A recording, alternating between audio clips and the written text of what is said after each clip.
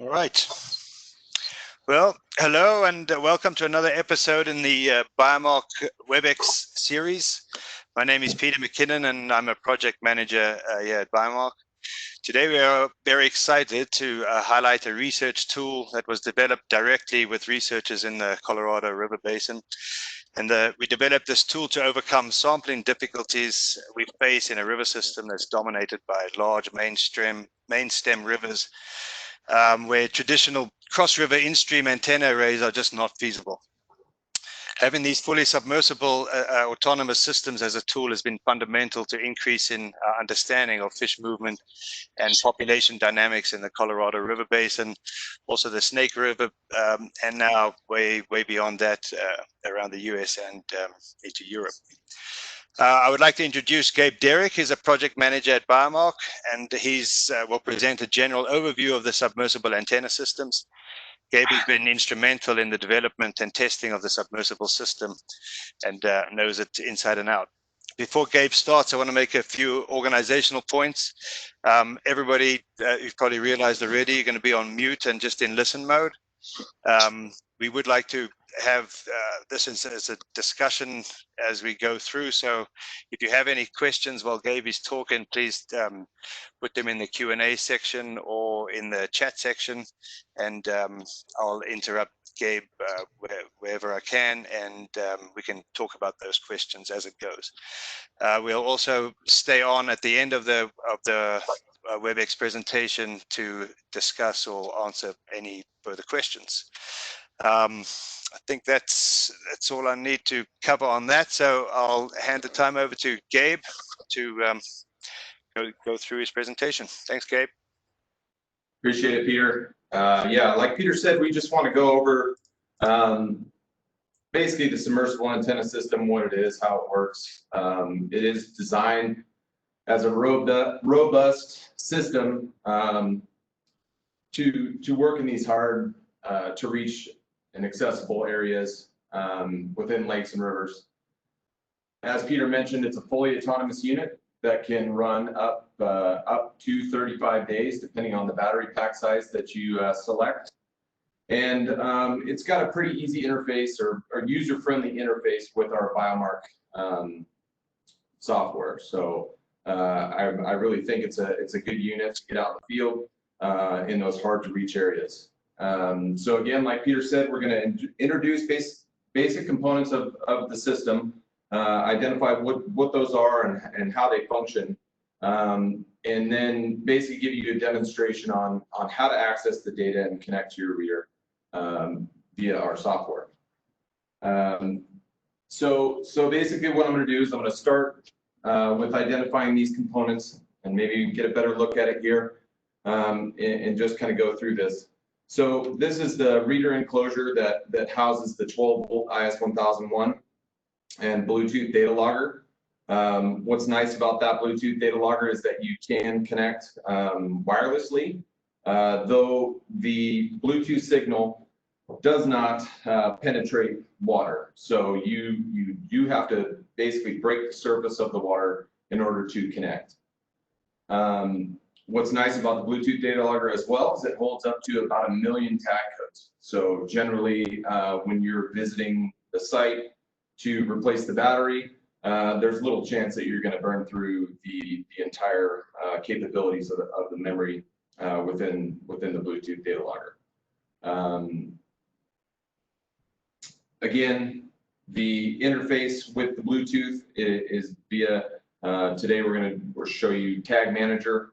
So you'll connect just remotely. It's pretty slick.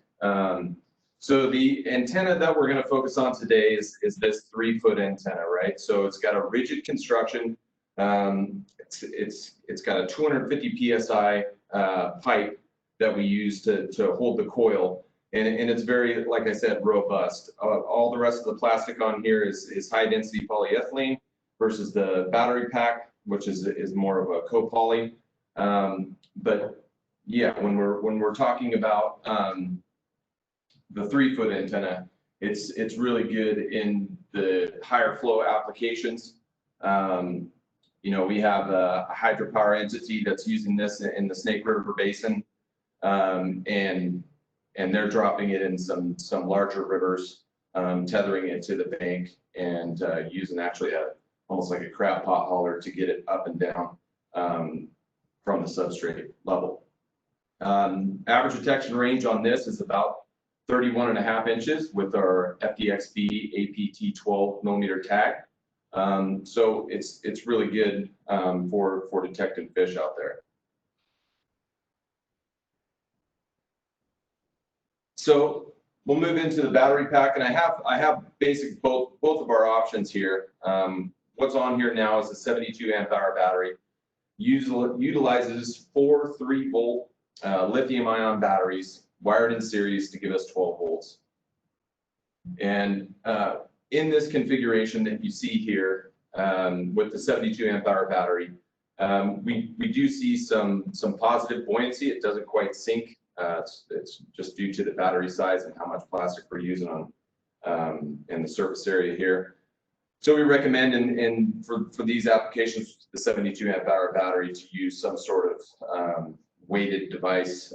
We've seen all sorts of different ways to approach it, tying small PVC logs basically in through the holes and get it down into the substrate. That works pretty good. So with the 72 amp hour battery, it's a 15-day runtime. And then when you move over to the 180 amp hour, we use 3-volt 180 amp hour cells wired in series for 12 volts. So this one here is about a 35-day runtime. So if you're looking at them, they've got quite a bit of difference in between the two. The 72 amp hour runs about 30.6 pounds or so. So a little bit more manageable versus the 69.2 pounds when you go up to the larger 180 amp hour battery pack. What I don't have is the full range of our antennas, but I just wanted to point out the difference in size. If again, I just tilt this to the side, keep in mind I'm about 6'2". That's the 3-footer, and right here is the 5-footer. You can see the size difference is considerable. 5-foot works well. It's got the same kind of construction as the 3-footer, but much larger. So within the battery packs as well is a battery management system. And really what that does is equalize all 4 of the cells, so we're not getting any kind of drift between our cells as we're charging this. It also maximizes the charge cycle and ensures those have as long of a battery life as possible. So when you're ordering these battery packs, there is kind of some restrictions on shipping lithium batteries, in which we follow the current regulations on that. So there is assembly required once you get the battery packs, and we have some reference tools for you that I'll go over at the end of this presentation so that you can successfully install and get these batteries up and running. So all these battery packs, based on these guidelines, will require a full charge before you deploy them initially. So once you get them, install them, get a good charge on them, and then we can go put them in the field. Hey Gabe, what is it? Why are we not shipping them fully charged? Yeah, so that's part of the regulations that are out there for shipping lithium batteries. I believe it's only about a 20 to 30% capacity is what most shipping agents will allow for shipping. So yeah, it's just regulations, pretty much. Great, thanks. Yep. Okay, so most of us, or most of the orders, right, we'll send or you purchase a battery charger. Now this is specially designed from us for quick charge. It's for these lithium ion battery packs that we have and specifically designed at 25 amps to charge these as efficiently as possible. So we want to make sure that we're using only the supplied battery charger for the battery packs that you get. They're available in 120 or 220 volts for those of us or those of you that may be in Europe. We do have the options for both. And I just kind of wanted to go over a little bit on how to charge, right? So we have some basically debris plugs here. And I get this a lot. Do we need to have some sort of thread seal or something on the plugs that go into the charging terminal cover, I guess? And the answer is no. And really what we try to do is just keep debris out of here. Keep anything from accidentally touching both battery posts on the battery chart or battery pack itself. So what you'll notice in there too is over the terminal post that comes out of there's a plastic nut or a plastic cover that goes over the seal nut in there. And what we wanted to do here and our ultimate goal was to keep our customers from putting the alligator clip onto the nut itself. Causes excessive heat, and we just try to avoid that. So the plastic cover should keep you safe, but just ensure you're putting the alligator clips on the terminal posts themselves.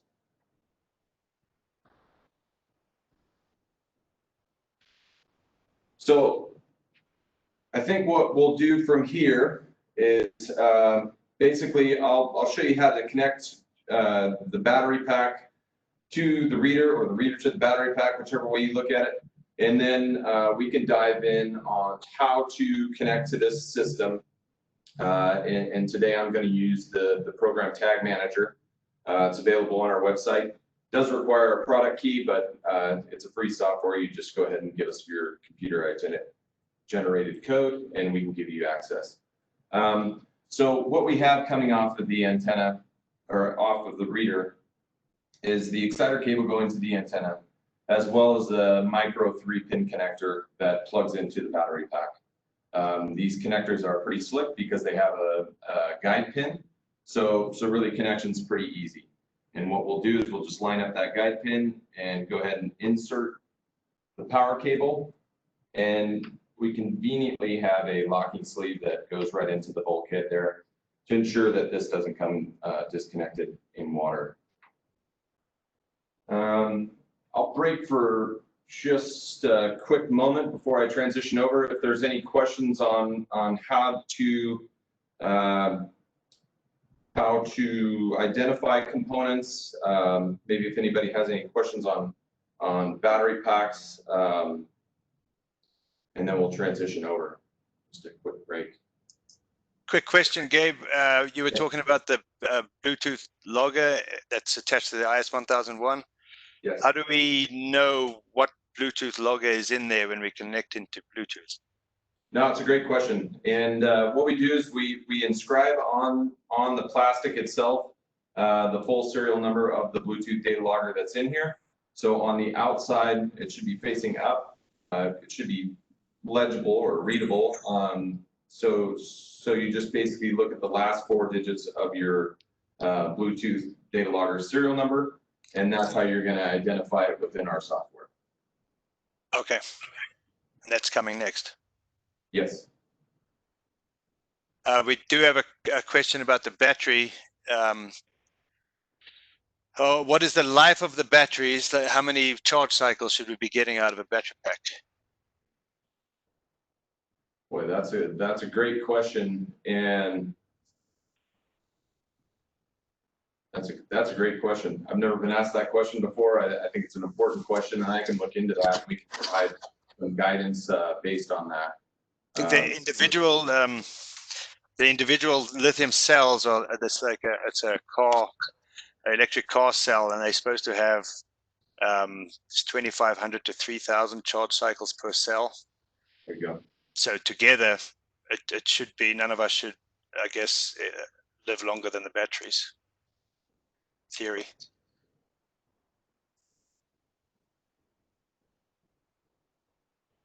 Okay, well, let's transition over. I'll get the Tag Manager program going here, and we can connect to our reader.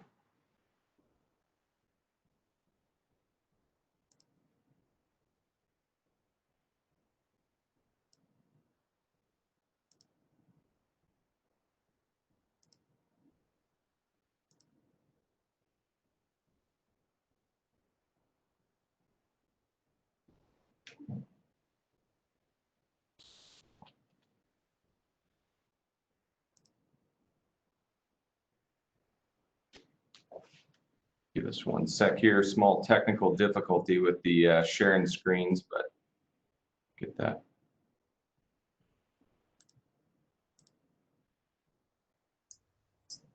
Gabe, we have a question. Yeah. Maybe you can look at it when you get back to the antenna there. Is there a way on the outside of the antenna when we're deploying it to be able to see whether or not we can read a tag just before putting it in? Yeah, so that's a great question, and so there's two ways to go about that whole process, and we can kind of go over it a little bit more once we dive into Tag Manager. We've kind of done some iterations of these products, and I think one of the best features of some of the new stuff coming out is we actually use a natural piece of plastic over the indicator light now. Which will give you a visualization of basic tag read and then kind of your Bluetooth connection. So yes, in moving forward from here, there are some iterations out there to where it's a complete blank piece of plastic over the top of it. And how you can get past some of that is enable the beeper on the Bluetooth data logger itself. And you can actually hear in the dry, obviously not when it's submerged, but you can hear in the dry, you can hear that audible beep, and that'll kind of verify that you're reading tags and everything's working good. Again, you can also verify functionality by just connecting to it via the software. I think when you go out of Tag Manager, maybe point it out. I'm not sure if it's the same for everybody, but I'm seeing most of your screen. Gotcha. Yep, we can go over that. Okay, so I think if everybody's seen the Tag Manager program here, I've already selected that for my desktop. We'll dive right in it and how to connect via Tag Manager. One of the best things about Tag Manager and the Bluetooth data logger or the submersible antenna system here is basically you have quick change, quick function. You know, accessing settings, all that stuff really easily. And the first step is just selecting your reader combination here. And what we're looking for right now is the BLE data logger and IS1001. So we're going to go ahead and select that. And then basically once we have our reader selected, there's a nice Bluetooth icon here that we're going to select, and it's going to go out and search for this device. Upon initial connection, it may pop up a couple extra screens basically for your computer to identify this as a Bluetooth device. And since I've already done that, we can kind of move on. And within the Tag Manager program, you'll see micro logger, and this should be the last 4 digits of the serial number that is in your specific reader enclosure. So we're just going to go ahead and double click that, and it's going to go ahead and connect through the program. One of the nice features and one of the things that's very important for this system is to ensure that your date and time is always correct. And that's every time you go out, every time you connect to the reader. I recommend that you ensure before you leave that is accurate and correct. Again, the nice feature about the Tag Manager program is it will alert you. You can hit yes. It will synchronize the date and time based on your specific laptop, computer, whatever device you have connected. So it's a really slick way of connecting to this reader and ensuring that the date and time is set. So we'll dive straight in to the Device Manager tab within Tag Manager to check on some settings. So we'll just do this drop-down settings. Again, if you wanted to set your date and time, you could do that manually from this button here, and I'll just go ahead and display that. Again, what you'll see as well down here in the terminal window is that you're getting a confirmation of what you're trying to accomplish. So this sent the command, tell it the date. This sent the command, tell it to get to the time, and we get responses as well. Through the BLE, you have the option to change the tag ID display format. And in most cases, for us here, it's hexadecimal. but you also have the selection of in decimal form or numeric. We won't go too far into most of these settings because for the most part, we want to limit how many changes we make to the factory installed settings as possible. Though, you know, firmware updates, we can do that from here for the BLE itself. Once we get down into the reader settings, we can do similar things.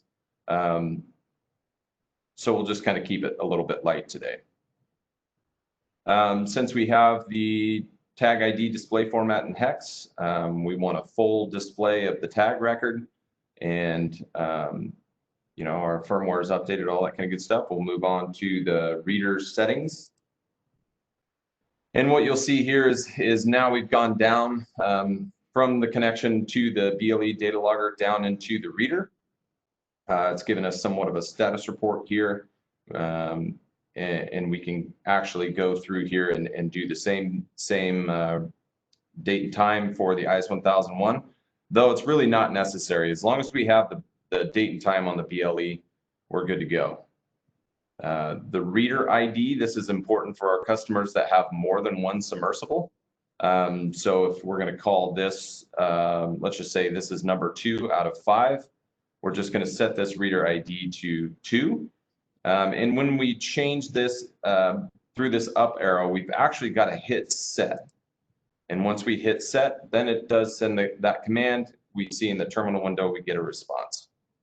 For most customers, after we do our initial testing, we want to keep this reader beeper disabled. But again, that's a nice feature in case you do not have that piece of natural plastic over the indicator light. This is a good to indicate that the system's working and picking up tags. Again, reader tag ID display format. You can select that here, though it's not really necessary because what the information from the BLE actual data logger is going to be will take precedence. So reader operation mode, that should be in scan as you deploy. And then the idle time in milliseconds. Now this is one of the more important things, and what this does is dictate our battery life. Now we can kind of, I guess, limit ourselves on battery life and increase our scan time or our scan speed, I guess, for faster moving species, or just if we notice that we aren't getting as many tag detections as we want, I guess, because we're missing fish coming in and out of the antenna field, we can manipulate this. But for the default setting, based on the 15 and 35 day runtime, the idle time should be set at 1,000. And again, if we select or move this number at all, we just want to ensure that we hit set.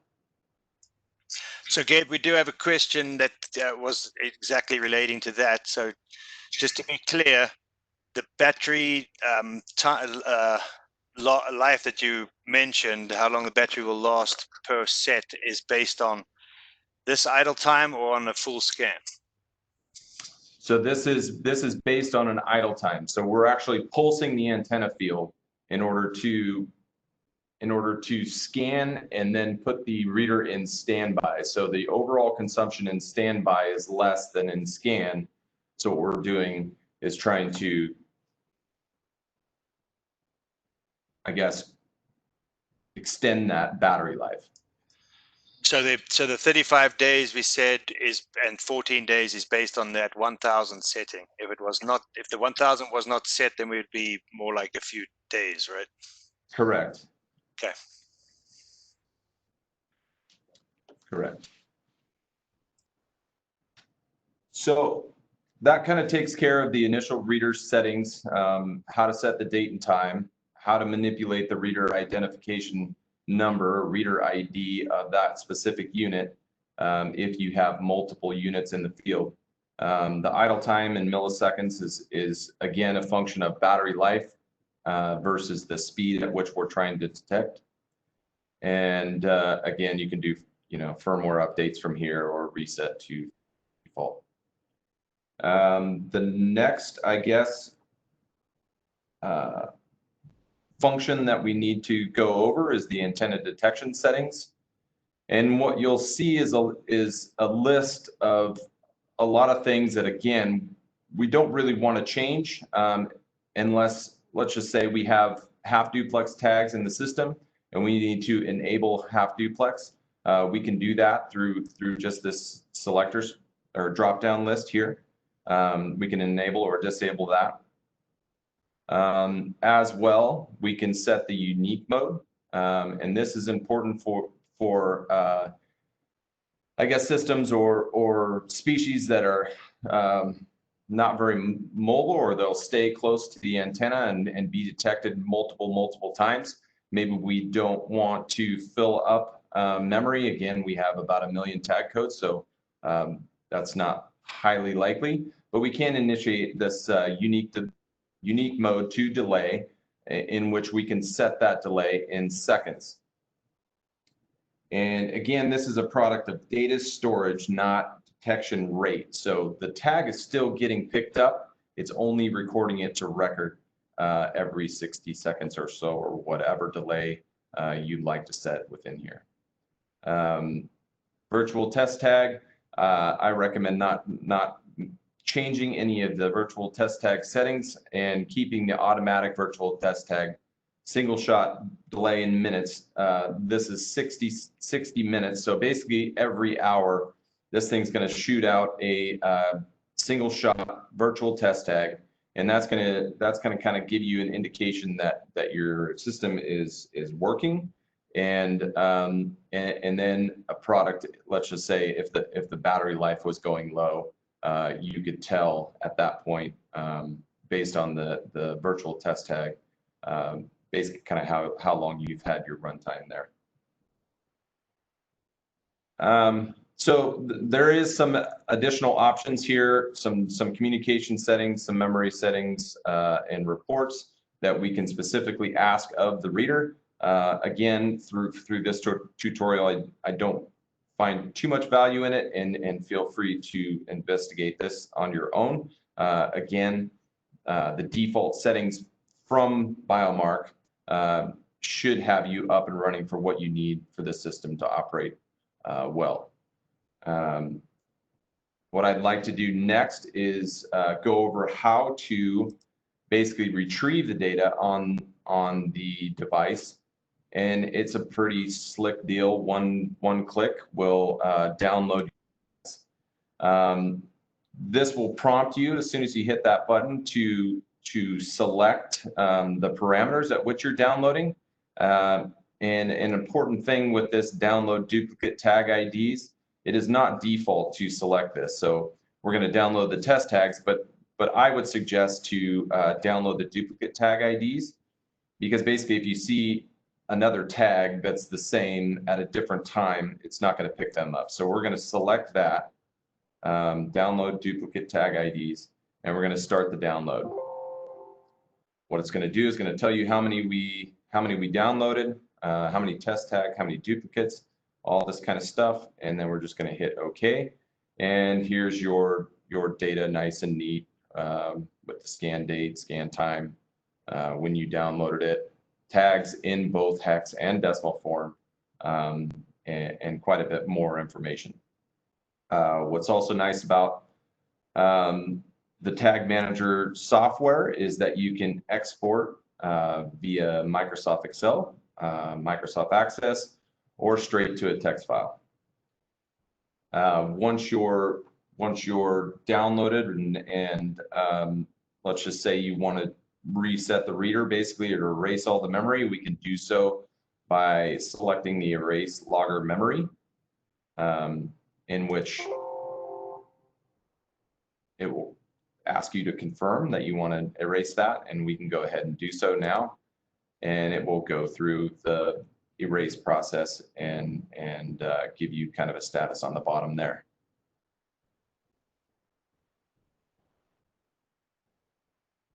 So that is the basic functions of how this works, how to connect to the reader and the Bluetooth data logger via Tag Manager. how to change your settings within the device manager tab. Again, how to download your tags, and then how to erase the memory on the data logger. So, Gabe, right now you're erasing the memory. Is that just the BLE, or is that the IS-1001 as well? No, that's a great question, Peter, and this was kind of brought up in some conversations that I've had before. So it does only erase what's on the data logger itself. The IS-1001 does have an internal buffer, and some like to use it as kind of a backup memory, in which you can download tags via that device manager tab, and then in IS-1001 memory settings, and you can download the entire memory of the reader itself.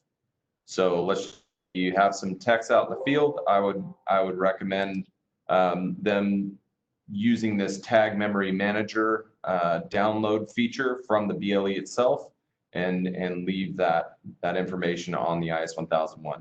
It's kind of a first in, last out kind of thing, so it will write over itself as it gets full. But again, you can erase the data on the IS-1001 itself and start over fresh if you'd like. And while you're on this screen, can you point out what the virtual test tag would look like? Yeah, sorry, I've got some presenting notes here.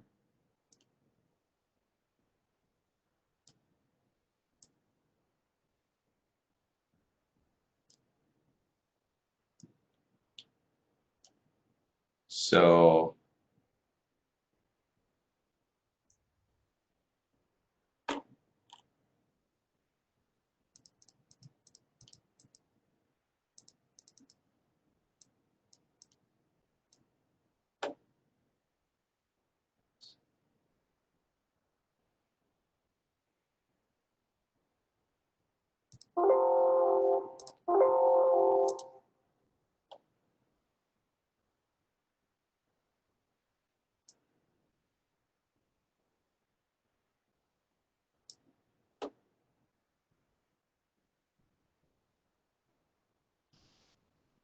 should be this 3E7, correct, Peter? Yeah. So this would have been just a couple tags. We removed the duplicates. So left on there would be the BTT test tag and then our actual tag there. And that I think we went through numbering your antenna, right? If you wanted a reader ID. Correct. Yeah, and then that would be the last number of your test tag should be the same as your reader ID. So then you could tell it's which antenna it was a test tag on. There you go, 01. But the 3E7s will all be those. So we do get questions with people wondering what the random tag is that they didn't put in the field, and it's that 3. A lot of times it's a 3E7 test tag. Yep. Okay, if there's any more questions about using the device manager tab, any of the settings? Yeah, we got a couple here. Okay. What does the erase all tags tag IDs do differently from erase logger memory? Yeah, so what this does will erase all of the information within this tag memory manager tab, I guess. So we can go ahead and download or erase the download list within here. So if you're using, let's just say multiple units in the field, the list will continue as you change or as you download different units. So it will be a running list at that point in time if you had reader ID 01 and reader ID 02. All that information would be on this list. If you wanted to erase, let's just say, the information within the tag memory manager tab, you would just erase this list, and then you would start over for your second unit. So if you download now that, I guess we empty because we erased the logger memory as well. Yep, and I erased the full logger memory. So one does just the screen and the other one is doing your actual logger. So Correct. that's Yes. why we got that big warning sign up there, because that's your, once you do that one, the data's gone. Yep. So we have a question whether the test tag will always be the same, but I think you covered that. But it's the same up to the last digit, which will match your reader ID. Correct. Another question: how many tags can the IS 1001, if you're using it as a backup, and how many tags can that store? Yeah, so that's near. I believe it's changed just a hair. I think it's like 90,000 or 87,000 now, since we changed a little bit of the memory format. It used to be 100,000 tag codes. We changed in order to work with our biotherm tags. That's kind of backed off a little bit, just because we have a little bit extra information stored on, or stored via the tag. So yeah, I think it's about 87,000 tag codes.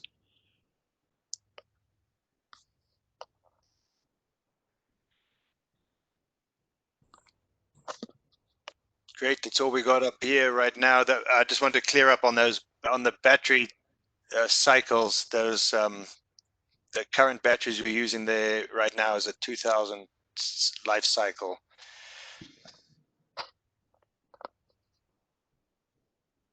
Okay, so I think for the remainder, I'm just going to briefly go over some of the features of the additional 2 antennas that we have available. And again, the larger or big brother, the 3-footer, is the 5-foot rigid, and it's more of a 2-person kind of operation. It gets pretty heavy, especially if you can imagine about 70 pounds worth of battery, and then another 20 or so in the antenna assembly itself, or more. So it takes, I guess, an additional person kind of to operate the larger one. It is good in the high water flow applications, similar to the 3-foot. And I guess the average detection of the 5-footer is about 24 inches with the 12mm APT12 tag. What we do not have shown, or what you'll see in the slides there, is the 6-foot collapsible, which is more of a lower flow application with a large coverage area. Average detection range there is about 37 inches with the 12mm APT tag. And it does have a modular construction, which makes it nice for shipping. It's basically, we can pack it down into about 3 smaller boxes. All the plastic fits in a 24 by 24 by 24 box. So it's a little bit better for shipping internationally in those areas where freight can be somewhat of an issue. Good for packing in. If we pair it with the 72 amp hour battery, I've seen folks go out pretty remote with the whole system, just because it is strappable to a backpack or something like that.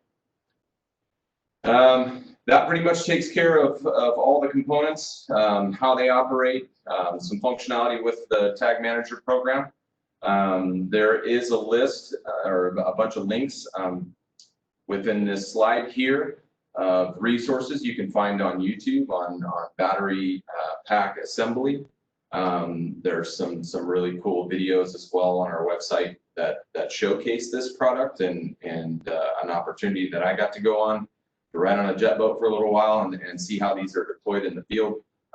So yeah, check it out. And I really appreciate you guys attending this webinar. It really helps us out to get information to our customers, and we value feedback. So please don't hesitate to contact us if you have any questions.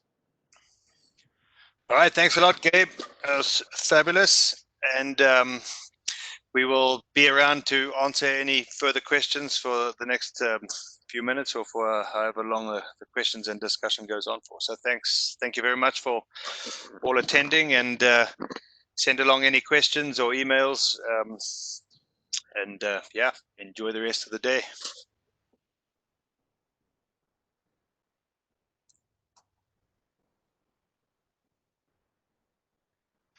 So, Gabe, can we go over this one thought? What is the advantage of the 5-footer if it has a smaller read range? Yeah, so we're talking coverage here. So really, where we only have 3 feet, we've got that extra surface area. We may not have the detection height, but overall width. So I've seen applications where we're monitoring small tribs or small streams, where we'd like to get as much of the stream as possible. So that would be the application for it.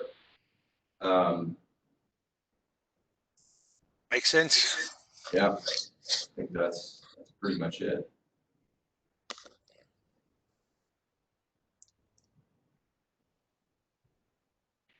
Do we go over some ideas of how to hold these in the stream?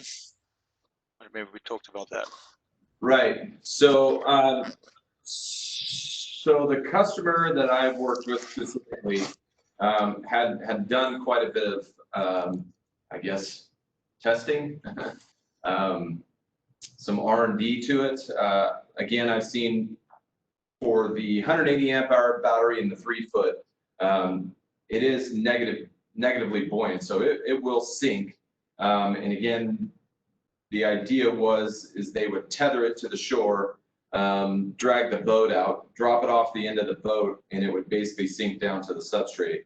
And the tether was basically kind of keeping it from going downstream too far. But once it kind of found its place in, on the bottom, it pretty well stayed there. I've seen for the smaller applications, again, I've seen PVC tubes with ropes, holes drilled through there with ropes, and attach, a couple of those onto the antenna themselves and get it down into the substrate level. The biggest thing about that is we don't want to use any sort of ferrous metal around the coil at all. So avoid metal where you can, especially encapsulating or encirculating the antenna coil itself. So don't use any sort of strapping that makes another coil. Other than that, I think if you had some sort of quick connect or a rope hanging off of that with an anchor at the bottom to where you could disconnect it easily and bring it up. Biggest thing is, this is kind of, has a life to it, whether it be 15 days or 35. So you're going to have to at one point bring it up. So permanently anchoring it is highly unlikely. Right. Yeah. So then just mixing it up with whatever. Yeah. I know we've used sandbags and cinder blocks and bags of rocks and different types of things just to keep it in place. But that tethering to the side, I think, is pretty important if you want to keep it.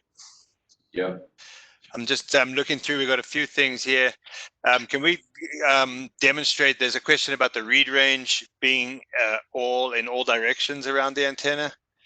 Can we just, I guess, demonstrate if you've got a, well, I guess just your hand, like where we actually get in that read range? So basically, we're creating more of a spherical, I guess, spherical in the sense that we have as much read range down below as we do up top. And through our testing with the 3-foot submersible, and this is just for this use, since I've done it extensively, we have a pretty even keel as far as the detection range that's coming over here, as far as having max read range here in the center line of the antenna, as we do out towards the perimeter of or the diameter of the antenna. So as we move further away from the antenna, we will taper off in the read range going, especially in pass by, as you go basically on the edge of the antennas this way. The pass through orientation starts to so yeah, there's more of a spherical antenna field here, but with good detection range on the extremities, on the sides of the antenna. So if it's buzzing past the side of it, we're probably not going to pick it up past the edges. Yes. as we're going perpendicular with the field, Yeah. parallel with the field, we've got to get that perpendicular motion in to cross the field. Right. And so given that we ride on the edge of negatively buoyant, if we were in a seawater application, other than the issues we're going to have with reed range in seawater, we're probably going to be floating. Yes. So a question on the battery charging. Should the battery pack reach a charge level of 14.4 before it gets installed? So in my experience on the quick charge, they have an indicator light here that says 100% charged. So with the battery management system, I believe that what you're going to find is it's going to be kind of what it's going to be based on the charging cycle there. I've seen upwards 13.4, 13.6, 13.8. Somewhere in that region is where you're going to want to stay. So the nice thing about the lithium batteries, it's not like it's more of a linear discharge until it reaches certain voltage, and then you get that exponential decline going straight down. So and I believe these have basically kind of built-in low voltage cutoff. So it basically, or actually it's in the reader, excuse me. It's in the reader, so basically at the low voltage, the reader will shut off. And the on the charge itself, we will see it up at 14.4, and then in the charge cycle, and then when you take it off, it should be settled there at the 13.6, 13.8 before. That's what a full battery should be. Yeah. Quick to go over how close we can have if we wanted to deploy more than one antenna, how close we could bring them to each other. Yeah, and Peter, maybe you can elaborate on that a little bit more based on your experience in the field. And I know that we've done some testing within, I don't know, 15 feet or so, and we haven't had any issues, but maybe you could elaborate a little bit more on your experience in the field. Yeah, I think, I mean, we've been able to get it pretty close, especially if they line flat as they are, like as you have it now on the substrate. And we've brought it within a couple of meters of each other. Yeah, so probably 3 to 6 feet without, and you can kind of, you'd have to watch what's going on between them, but it also depends on the situation. If one was kind of floating upwards and the other one was doing something similar, then their read range is suddenly coupling more. So if you had them flat where you have the edge of the antennas where there's not much read range, you can get them pretty close. Okay, so we have another question here, two-part question. Okay, I'm just going to read it off here. If set off the bottom on some sort of pedestal, it would read downward in the same geometry that you explained for upward, right? That's correct.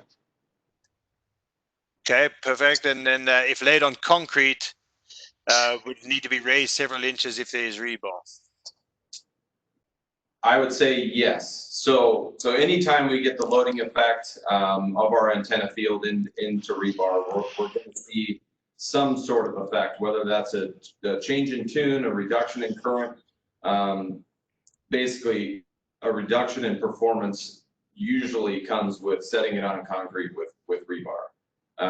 How much you have to get it off of the concrete sometimes varies, I guess. We see it in fishways all the time. Sometimes we only have to be off that face a couple inches. Sometimes we've got to be off 6. It really depends on how much power we're pushing to the antennas. And so, yeah, I guess it's situational dependent. And that's a tough one too, because we're connecting Bluetooth, there's not a good way to see those diagnostics other than increasing the frequency of your status reports. So if you were to set this on the ground, shoot off or actually deploy it into the water with the status reports going every minute, let's just say, you could get a pretty indication as it goes down, maybe. of what's happening. So you would just look at those diagnostics and be able to potentially kind of see what kind of effect you're getting once it gets really close to that top speed. And you could also do that with your test tag, because I mean, in reality, what we want is our read range. So you could have it in the water. See if you're getting bad, horrible read range. As you lift it off, you'll see it start getting better and better, and then you can see what kind of point you would need, or how you would have to be off to as a function of how much read range you wanted. So quickly, back to the battery? What is the cutoff? Our low voltage cutoff? That's a good question. I can't remember if they did 12.2. Peter, can you recall? I think so. If it's yeah, for the IS 1001 itself is what is that, like 11.8 or something? Yes. Yeah, so it's somewhere around there, but it's done to protect the battery, because the lithium batteries especially get pretty damaged when they go the draw goes down too low. So it's in there to protect the battery. Protect it from a full discharge. We want to keep some battery life in the battery, so we're not damaging the cells. Right. Question: If we deploy with stainless steel wire rope, will that interfere with the read range? As far as, I guess it would be dependent on where you put that. Let's just call it, if you were to kind of go around one of the hole or through the plastic here for stainless steel rope, it may not. I don't want to give 100% guarantee that it won't affect it in some way, but I would imagine if you could get around the plastic here instead of encompassing, I guess, the coil itself, you'd be better off. Yeah, we've definitely had it with cables over, and it's kind of situation dependent. Sometimes does, but most of the time not. But as a general rule, we like to keep the metal away from the field. So we normally put some kind of a strap first around the antenna, like I think Gabe was saying earlier, and then connect the steel cable to that strap. So we're not coupling with the actual antenna. Yeah, some good quality rope goes a long ways, and obviously something to keep an eye on. Will require some maintenance. Just checking to see, in high current or high flow areas, these will catch the current, and I've seen them tumble and spin if they're tethered to the shore. And I think that was just kind of an application where it was a little too much current for just the weight of the unit with the 180 amp hour battery pack itself. I think if you were to put on some additional weight, I think we could resolve that issue completely, just to get it secured at the bottom instead of catching the current tumbling down the river at all. But again, high flow situation. Great, thanks, Gabe. Well, I don't think we have any additional questions coming in. So thanks everybody for attending, and just send an email with any other further questions, or phone in to Biomark. The webinar was recorded, so you could rewatch it, and Elsa will share the link with all the attendees, or the attendee list. So thanks very much again, and thank you, Gabe. Thank you. Bye-bye. Appreciate it, everyone.